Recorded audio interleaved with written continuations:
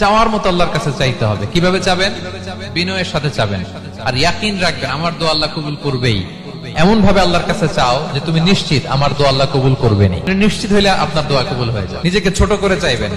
বিষ্ণু বলেন তোমাদের হাতের তালুগুলো উপরের দিকে ভিক্ষুকরা যেমনি চায়, স্যার 2 দিন ধরে কিছু খাই নাই স্যার, 2টা টাকা দেন, এই যে ভাবে যে চায় হাত পাতে, এরকম হাতের তালুগুলো উপরের দিকে করে ভিক্ষুকের মতো আল্লাহর কাছে চাও।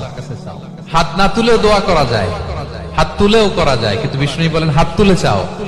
কারণ ইন্নাল্লাহা হাইয়ুন কারীম, আল্লাহ বড় লাজুক এবং লজ্জাশীল। বান্দা যখন হাত তুলে ভিক্ষুকের মতো কিছু চায়, ওই হাত খালি হাতে ফিরিয়ে দিতে আল্লাহ লজ্জা লাগে। আল্লাহর নামগুলো ধরে ধরে ডাকুন, ইয়া আল্লাহ, ইয়া রহমান, ইয়া রহিম, ইয়া হাইয়ু, ইয়া কাইয়ুম, বিরহমাতিকা আস্তাগীথ। আল্লাহর নাম ধরে ধরে চান, ওই দোয়া আল্লাহ কবুল করবেন। বিষ্ণু নবীর উপর দুরূদ পড়েন। বিষ্ণু নবী বলেন সব দোয়া আকাশে পেন্ডিং থাকে যতক্ষণ আমার উপর দুরূদ পড়া না হয়।